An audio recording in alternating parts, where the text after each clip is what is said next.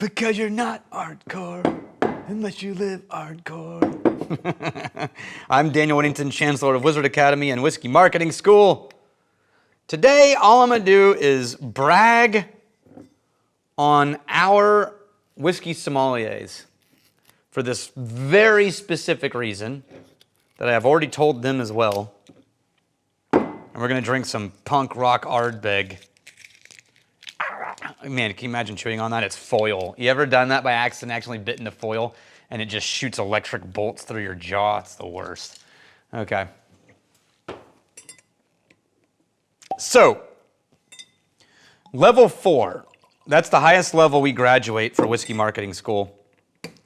And it's serious. Level 4 is the one that had everyone panicking, and currently has people panicking for the upcoming level 4. We were graduated, we finished, we're all sitting on the patio outside, and about 4 or 5 of the somms were like, so now what? Is this it? Like, are we done now? Like, we ran out of your whiskey classes. And I was like, well, you could take the other Wizard Academy classes. Like, yeah, but what if we want to keep learning about whiskey? You got nothing. What else are we going to do? And this was before I'd started working with Edinburgh and Stave and Thief. And, oh, shoot. I should wait on that. Whoa, hang on. I just got peanut butter white bread sandwich. Crunchy peanut butter. It's not there when I get back to it. But I just picked it up and set it down, and my brain went, crunchy peanut butter white bread. That is so weird. Okay, for a smoky whiskey, and it is smoky, but anyway, I'm coming back to it. Anyway, so we're just trying to figure it out. And so this last year, they've been hanging out and talking, and some of the other somms who have hit, the highest level that they want to do. They don't want to do 4. They're fine with 1, 2, or 3.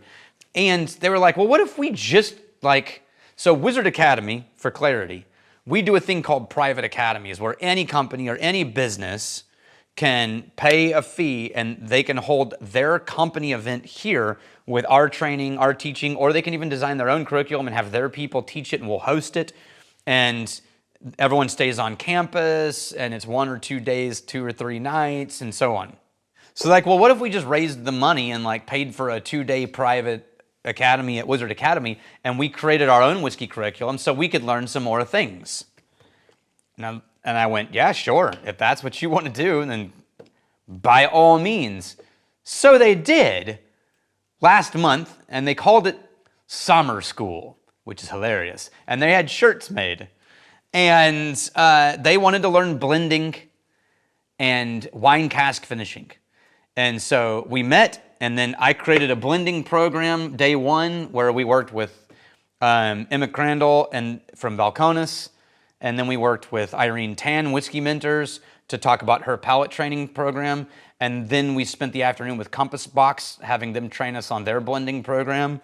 And then day 2, we brought in Eric Waite Whiskey Studies, who's great, and wine. And he taught us an entire day of sherry, port, Madeira, wine cask, wine variations. We tried all of the wines. We tried whiskeys finished in those barrels, and we trained for 2 days. Now, it was also hilarious and goofball, and we had weird traditions, and people brought weird gifts, and we did a graduation, and it was silly instead of serious, but also fun and endearing. And they nailed it. I left it up to them to come up with a 2-day thing. All I did was help create the teaching curriculum. Everything else was up to them. And it was really Jake Clements from Texas Whiskey Festival, and Jason Souder of anyway, he's one of our whiskey somms. He's awesome. He has his own whole thing going, and he's one of my favorite instructors. And the 2 of them sort of spearheaded the whole thing and got it going. And they just flawless job. It was the perfect balance of take it seriously and let's around and not give a shit. In all the places that mattered, it was serious and they cared. And all the places there was room, there was whimsy and frivolous and fun and laughter. And that balance, if you've ever tried to do something like this or run an event like this, That balance is so delicate and it's so hard to hit. It can easily go too serious, or it can easily go all frivolity and whimsy and not taking anything seriously.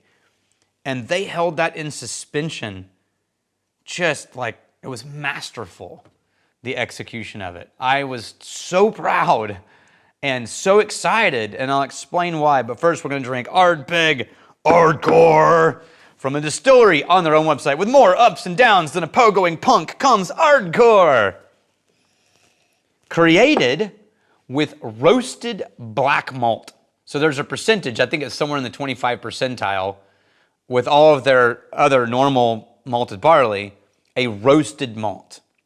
Now, I don't smell roasted malt immediately. What's weird is I do smell smoke, and I do still sort of roasty, musty notes, but it is really coming across as like a really heavy, bready, musty, chunky peanut butter with some smoke around the edges and then a honey sweetness layered through.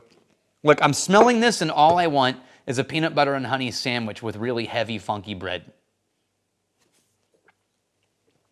And maybe a smoky whiskey for the side. Now, as it sits and opens and rests, that sort of charcoaly smoke note is starting to like roll forward. And now I'm getting like bitter cooking chocolate and things like that. But my brain went really haywire sideways on that peanut butter. Really freaked me out. And what's weird is when I'm in the glass, I don't get it. But when the glass is about here, that's when I feel that bready peanut butter note. All right.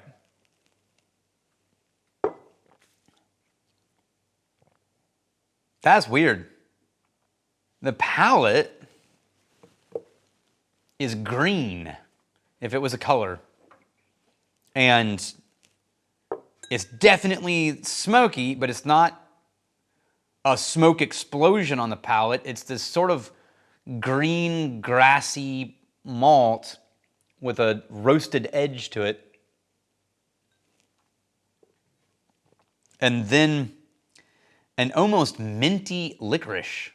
It reminds me, and I've said this before on the channel, I can never remember the actual name of it. If you go to an Indian restaurant, and as you're leaving, they have a little, they used to have, they don't do it anymore, but they used to have a little bowl of spices that you could like scoop up with a little spoon and like eat, and it was like sweet little candy bits and then some fennel, and you would just chew it as like a freshener, and it reminds me of that, this sort of minty fennel and green grass. And now the smoke is starting to get way more present, but that really roasted note is just kind of like creating weird outliers. This palate is all over the map. It's changing directions constantly. The nose is all over the map. It is also changing directions constantly. I feel like this thing doesn't want to settle down. I feel like this thing is crowd surfing in my mouth. Ah! Like it just jumped off of a monitor on the stage. Yeah, it's just very interesting. I don't know that I would prefer it or crave it, but it is one of the more unique, weird, no-age statement Ardbegs that I've had in a while. Huh. It's like biting a spiky ball. Is it, though?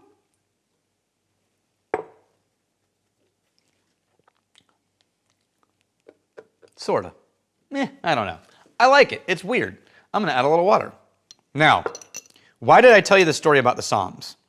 I have a theory about humor that you can tell someone's intelligence not by what they study and what they know and what knowledge they've gained, but in their humor, what they find funny, the connections that they put together, and how quick they make those connections, and whether something is funny is because of these weird random tangential connections.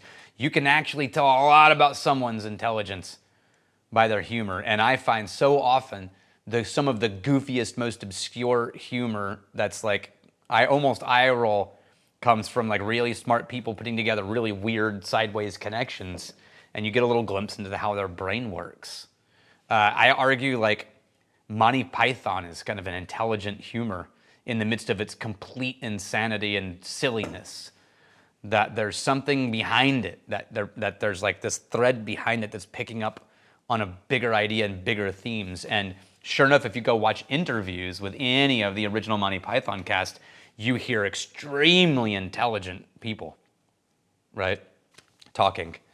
And so I knew that Souter and Clements could teach and lead the school. And I know that we have many people in our Somm group who are capable of teaching the Somm group. The Somm school is going to be fine for all time if these people stay involved, because I know they can teach and they're very good teachers. It wasn't until the Sommer School where I realized they understood the delicate balance of what we've built here to a level I did not realize. And I thought, we're going to be okay. Because not only are they going to take it seriously in all the right ways, they're never going to let us get to the point where we take ourselves too seriously. And that is the exact balance of how to approach whiskey, and it is the exact hallmark of Whiskey Marketing School and the sommelier training program. And we hope to see you there sometime. Cheers to you. I'm really glad you're here.